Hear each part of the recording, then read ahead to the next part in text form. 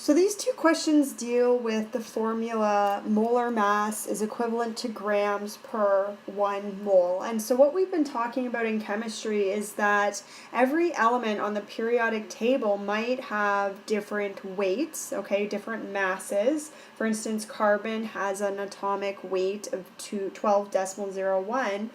And oxygen has an approximate weight of about 16. And we've so far been calling them units, but in the last 2 weeks we've learned that even though we have different weights on the periodic table, each element is equal to 6.02 times 10 to the exponent 23 grams of particles, which is an incredibly small amount of particles.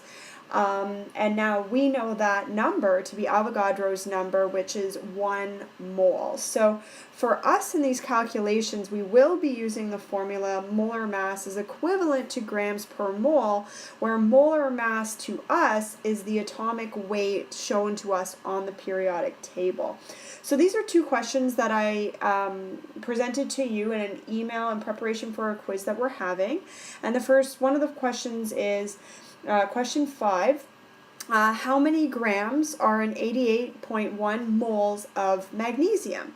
So what we're going to use here is we're going to start by writing out our formula, which is molar mass is equivalent to grams per mole.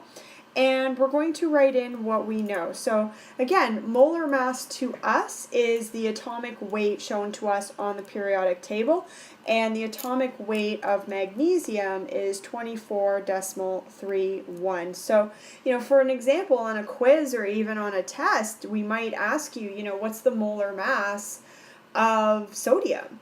Na or magnesium, and we're expecting you to know, to look to your periodic table, that is the equivalency for magnesium is 24.31. For sodium, it's approximately 23 or 22.99. So that is something to keep in mind. So we should know our molar mass is 24.31. And what we're also going to fill in the other component that has been given to us in the question, which is 88.1 moles, and we're solving for grams. So 88.1 goes here. So essentially what we're going to do here is we need to we could consider this a fraction, because 24.31 could be basically over 1. And what we're going to do is, when you have a fraction equaling another fraction, you are going to cross multiply. So what we end up having here is 24.31 multiplied by 88.1 is going to give us those grams. And so when we look at this question, or when we multiply 24.31 multiplied by 88.1, we end up with grams equaling 2,141.711. And so with scientific figures and significant digits that we've been talking about, we would look to the original question, which are the same number. So whether you were looking to this part here or this part here, we're using the same number. So in terms of when we multiply decimals together, we look to the number that has the fewest number of significant figures to it. So that would be that 88.1. So in this example, I would expect you to have a final answer of 2,141.7 grams. And grams, having that G there is incredibly important because it tells us exactly what we're referring to. 2,141.7 could be anything. It could be a temperature, it could be money. We're not entirely sure what that is. So by putting the G there, we understand its weight or a mass, which is our grams. Another question that we have on as practice is question number 4, which is Professor Ritchie has 80 grams of argon. How many moles does she have? So we're going to use exactly the same formula, except this time we're solving for something different. So we have the molar mass is equal to grams per mole. And this time the question is telling us we have 80 grams and we need to determine the number of moles we have. So again, using your periodic table, I would expect you to understand that molar mass is equivalent to the atomic weight shown to us on the periodic table. So argon's molecular mass or molar mass is 39.95. We are told we have 80 grams of this, so I'm just going to write 80 grams here, and we're solving for moles.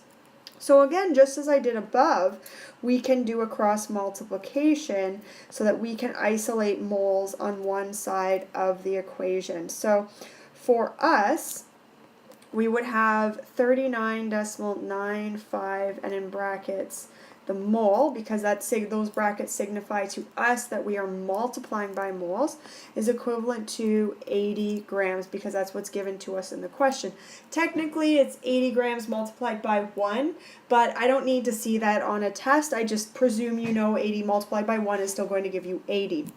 So if we were to multiply this out, I mean, we'd still have 39.95 mole is equal to 80 grams. So we're not done yet, because we have to isolate the moles by itself on the left-hand side. So the only way we can do that is by getting rid of that 39.95. And the way we do that is dividing the left side by 39.95. Now, because this is a fraction equaling another fraction, or an equation, like the whole thing is together, what you do to one side, you must do to the other. So essentially what we'll end up we have moles is equal to 80 grams divided by 39.95, because the 39.95 that we have on the left side, these will cancel out. So that's what gives us that 80 grams over 39.95. And so when we actually calculate that out, it does equal 2.0 moles.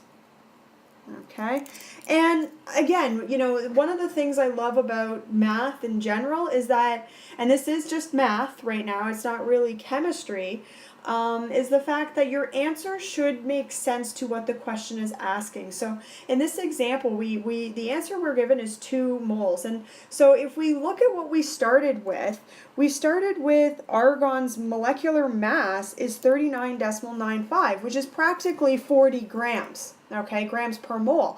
And what our molar mass is telling us, okay, is that argon 39.95 is equal to grams per mole. So every mole of argon, and a mole is 6.02 times 10 to the 23 grams, okay, is equivalent, and those are the particles, okay, those are the neutrons, protons, and electrons, and they're so tiny. Remember, we talked about how tiny those are.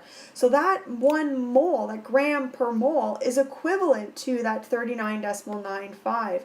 So the fact that we had double that amount, we had 80 grams in the question, that's pretty much double of the 39.95. So the fact that we have 2 moles does make sense to us. We had double the mass, we double the moles, because it's this equation here is together. So I hope this helps. These are just 2 examples of what we've done in class and as homework and preparation for your quiz and midterm coming up.